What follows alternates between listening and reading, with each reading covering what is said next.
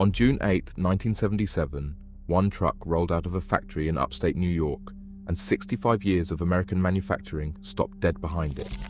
It was a heavy hauler. Model U 762 TL, a Detroit diesel 12V71 under the hood and a 15-speed Road Ranger behind it. The men who bolted that truck together knew exactly what they were building, because the line behind them had already gone still, and it was never going to move again. That truck was a Brockway, and Brockway was not some little regional outfit nobody remembers. Truckers called these the toughest rigs in America. A national trucking magazine crowned Brockway the most rugged truck in the world. An entire city took its identity from the dog on the hood. Cortland, New York called itself Husky Town, USA, because a chrome husky rode the front of every truck that left that plant. And then the corporation that owned Brockway locked the doors and walked away. So, here is the question they still argue about in Cortland almost 50 years later. Did one mistake really kill the toughest truck in America? Or was Brockway already dying, and the mistake just picked the date on the headstone? To understand what Cortland lost that June, you have to understand what Brockway actually was. Brockway did not build trucks the way Detroit built cars. Detroit built to inventory. You walked onto a lot, you looked at what was sitting there, and you picked one. Brockway built to order. You told them what you needed to haul, over what ground, in what weather, and up what grade, and they built a truck around that job. Logging rigs for the North Woods, dump trucks and mixers for construction outfits, heavy haulers for oil field work, frames that did not flex, drive lines specified for punishment. If you bought a Brockway, you were not buying a truck, you were commissioning one. That is a slow way to build anything. It is also the reason a company in a town most Americans could not find on a map had customers who would not consider anything else. When your livelihood depends on a machine surviving a winter in the woods, you do not shop on price. You shop on whether it comes back. And that reputation belonged to a town. Cortland, New York is a small city in the middle of the state, somewhere around 20,000 people. Brockway was not one employer among many there. Brockway was the employer. Men followed their fathers through those gates. The chrome husky was not just a hood ornament, it was a civic emblem. Husky Town, USA, spelled with that odd little IE on the end, went on signs and letterheads and the doors of trucks that came home for the weekend. Now, here is the part that turns a proud story into a warning. By 1977, the Brockway family did not own Brockway. Mack Trucks had bought the company in 1956, and Mack, the bulldog outfit down in Allentown, Pennsylvania, was itself owned by a conglomerate called the Signal Companies, a corporation that had grown out of oil and gas and now held a collection of businesses with almost nothing to do with one another. Read that chain again. The chrome husky in Cortland sat 3 levels below the men who could end it, and not one of them had ever worked a shift on that line. So when the decision finally came, it was never going to be made by anybody who loved these trucks. It was going to be made in a conference room, on a page, by people for whom Cortland was a line item. And the strange thing is, Brockway had already survived worse. Twice. The company that died in 1977 started with a man who never drove on a paved highway because there weren't any yet. In the 1870s, a man named William N. Brockway ran a carriage and wagon works in Homer, New York, a village just up the road from Cortland. He built horse-drawn vehicles by hand, and he built them well enough that the name meant something locally long before it ever meant anything to a trucker. When William died, the business passed to his son, George A. Brockway. And George looked at the sputtering, unreliable, smoke-belching horseless carriages starting to appear on American roads, and he made the bet that would define a town. In 1912, Brockway built its first motor truck. Understand how early that is. There was barely a road network to drive on. Most freight in this country still moved by rail or by horse. A truck in 1912 was an experiment, and the men who bought them were gamblers. Brockway was betting the family name on a machine most people still considered a novelty. The timing was almost supernatural. Within a few years, the United States entered the First World War, and the Army discovered it needed trucks by the thousand to move men, ammunition, and food. Brockway built for that war effort, and the war did what wars do for a small manufacturer with the right product at the right moment. The carriage shop became a truck company. Then came the ambitious years and the first near death. In 1928, confident and flush, Brockway swallowed a company bigger than most of its rivals, buying the Indiana Truck Corporation out of Marion, Indiana. For a moment, Brockway was one of the larger truck builders in the United States, and then the Great Depression arrived and nearly finished them. Orders evaporated. To stay alive, Brockway had to sell Indiana Truck to a company called the White Motor Company. Hold on to that name. White. It comes back at the end of this story, and when it does, it changes what you think this story is about. Brockway crawled out of the Depression the only way it knew how, by building hard, specialized trucks for customers who could not use anything softer, and then a second war saved it a second time. During the Second World War, Brockway built heavy military trucks, including a 6-ton, 6x6, all-wheel drive machine built to haul pontoon bridging. That is the truck that lets an army throw a bridge across a river while people are shooting at it. Cortland worked around the clock, and the reputation that came out of those years was not advertising. It was earned in mud by soldiers, under fire. But notice what kept happening. Twice now, Brockway had been pulled back from the edge by somebody who suddenly needed a great many hard trucks all at once. It had never really been tested by a long, ordinary peacetime market. That test was coming. In 1956, Mack Trucks bought Brockway, and almost nobody in Cortland would have believed what that would eventually mean, because on paper it looked like rescue. Mack was national. Mack had dealers, capital, parts networks, engineering muscle. Brockway kept its own name, kept its own models, kept its Husky, and settled in as the corporation's rugged specialist.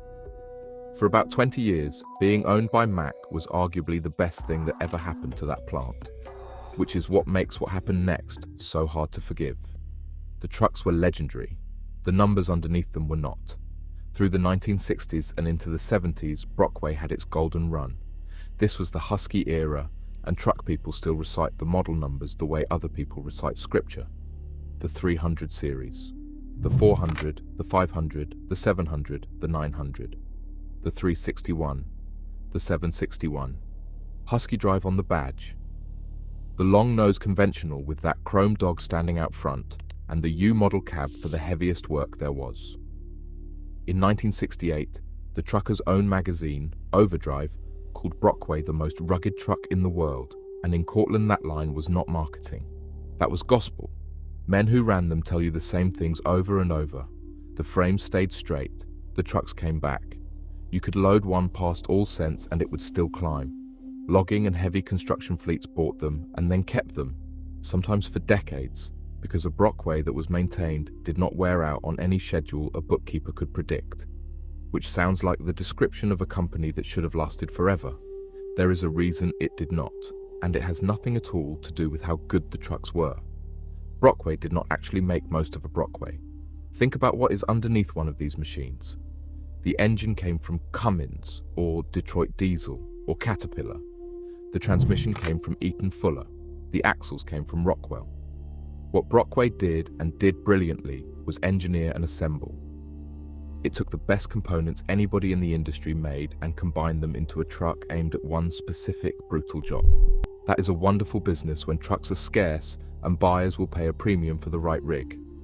It is a terrifying business the moment orders slow down because you own no engine plant, no transmission technology, nothing proprietary protecting your margin. You are buying the same expensive parts as everybody else and spreading their cost across a tiny number of trucks.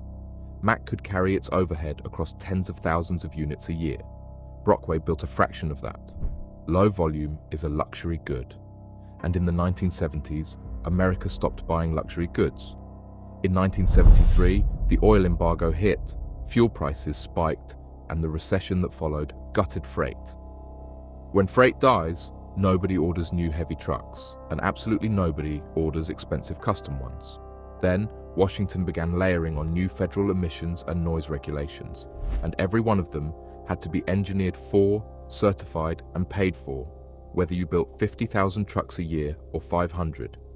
A giant could absorb that cost. A small builder could barely look at it, and the whole industry could feel deregulation coming, the loosening of the rules that had governed and protected established freight carriers for more than 40 years, which finally arrived as the Motor Carrier Act of 1980. Every one of those trends was a knife pointed at one particular kind of company, a small, proud, low-volume American truck builder. Now hold that picture, because this is the moment the trigger gets pulled. In 1977, Brockway's workers in Cortland walked off the job. The dispute was the oldest one in American industry: money and fairness. Brockway's people wanted parity, wages and terms that lined up with what their own parent company was paying Mack workers down in Allentown, along with fights over incentive pay and work rules. From the shop floor, it looked completely reasonable. They were building the toughest trucks in the country for the same corporation that owned the Bulldog. Why should the paycheck be smaller because the sign over the door said Brockway? From a conference room, it looked like a thin subsidiary demanding more money in the middle of a truck recession. And this is where the one mistake sits, because a strike is not usually a death sentence. Strikes end, somebody blinks, a contract gets signed, the line starts moving, and everybody grumbles their way back to work. That happened at plants all over this country, year after year, for decades. It was the normal, ugly, functional way American industry argued with itself, but a walkout does something to a custom builder that it does not do to a giant. Brockway's trucks were ordered months ahead, spec, by fleets that needed them ready for a particular season of work. When that line stops, those buyers do not wait politely. They go to a dealer who has something sitting on the ground right now, and the supplier's shipping engines and axles into Cortland start quietly planning around a customer who may not be there next quarter. Mack did not treat this like a family argument. Mack treated it like an exit and pointed publicly at union troubles as the reason it could no longer justify keeping that plant open. But wait, it gets worse, because there was a lifeline. Behind the scenes, there was a deal on the table to sell Brockway, to hand the Husky to somebody else who would keep building trucks in Cortland. That was not a fantasy. It is the kind of arrangement that saved other plants in other towns. If that sale had closed, this story ends with a change of ownership, a rough couple of years, and Brockway's still rolling out of upstate New York today. At the last minute, the sale collapsed. So picture what Mack was actually holding. A plant that was not running, a workforce that was out, a product line that needed money for emissions engineering it would never earn back, a freight market in the tank, and now no buyer. Mack did not reopen the doors.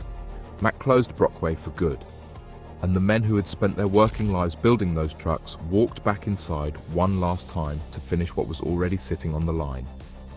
On June 8, 1977, they finished the last one. That U-762TL rolled out with its Detroit diesel 12Y71 and its 15-speed Road Ranger, and 65 years of truck building in Cortland, New York ended in a single afternoon. Hundreds of skilled men lost their jobs. Welders, assemblers, painters, engineers, men who could look at a spec sheet and see the finished truck standing in front of them. In a city of around 20,000 people, that is not an economic statistic. That is a wound to everybody. And it does not stop at the factory gate. This is what outsiders never account for. A plant like that sits at the center of a web. The machine shop across town that made brackets for the line loses its biggest account. The outfit that hauled parts in loses a route. The diner that fed the shift loses lunch. Then the hardware store, the car dealer, the barber, and the tax base that paid for the schools. Every one of those paychecks had been circulating through the same 20,000 people over and over for 2 generations. When the plant stops, the money stops moving, and the town gets quieter in 100 small ways that never make the newspaper. That factory did not just employ Cortland, it explained Cortland. And when it went dark, Husky Town, USA, had lost its Husky. Now I want to be honest with you, because the title of this story says one mistake, and the truth is messier than that, and the messy part is what actually matters. The walkout was the trigger. Mack's decision to close rather than settle, and the collapse of that last-minute sale, is what killed Brockway in June of 1977. If you want somebody to be angry at, being angry about how that was handled is fair. But the disease was already in the building, and it was killing companies just like Brockway all over America, strike or no strike. Look at the graveyard. Diamond Rio, another proud independent builder, went bankrupt in 1975, 2 full years before the Cortland line stopped. And here is the twist I promised you. Remember White, the White Motor Company, the outfit that bought Indiana Truck off Brockway during the Depression, the big survivor, the strong one. White collapsed into bankruptcy in 1980, 3 years after Brockway, and its truck business ended up in the hands of Volvo the following year. The company that had once been large enough to buy Brockway's problems could not save itself either.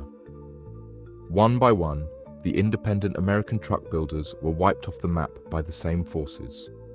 Recession, the cost of regulation, deregulation, and the impossible economics of assembling expensive, bought-in parts into small numbers of trucks. So could Brockway have survived if that walkout had never happened? Honestly, probably not for very long. The same pressure that killed Diamond, Rio and White was already sitting in Cortland's ledgers. The strike did not invent the problem. It removed the last reason to keep pretending the problem could be managed. And Cortland was not alone in this.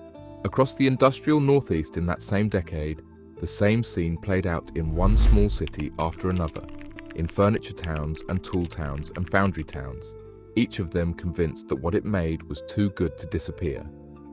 Which brings us to the final irony, and it is a bitter one. Mack, the giant that shut down the little Husky to protect itself, did not sail off untouched. Within 2 years, by 1979, Mack's own parent had sold a stake in the company to the French automaker Renault, and that foreign stake kept growing in the years that followed until Renault owned Mack outright. The same slow surrender of American truck independence, just on a bigger stage with a bigger name over the door.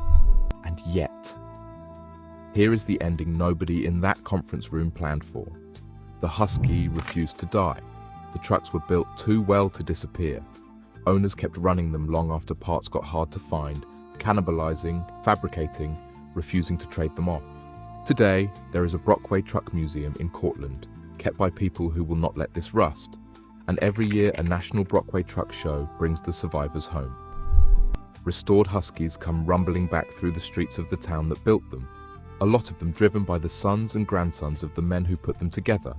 The chrome hood ornaments became so collectible that people have stolen them right off of parked trucks. And one last detail that surprises almost everybody. That Husky was never borrowed from a local school team. Cortland's own college plays as the Red Dragons. The dog belonged to the trucks and to the men who built them and to nobody else. The corporation is gone. The parent company ended up foreign-owned. The line is silent. The trucks are still running. So what does Brockway actually teach you almost 50 years later? That toughness is not the same thing as survival. Brockway built machines that outlived the company that made them, which means the truck turned out to be the durable part and the business turned out to be the fragile part. You can be the best in the world at the thing you do and still lose because the decision that ends you gets made by people who never had to load one of your trucks or take one up a grade in February. And that is the uncomfortable question hanging over every proud factory town in this country that still has a plant. Not whether the product is good enough, whether the people who can close it have ever set foot in the building. Stand where that factory stood in Cortland today and listen for the shift change. It isn't there. But once a year the Huskies come home, and for one weekend the town sounds like itself again. If you worked at Brockway, or your father or your grandfather did, drop a comment and tell me the year you started and the job you did on that line, because those names belong on the record. If this one hit you, hit subscribe. We tell the stories America built and then chose to forget. I'll see you on the next one.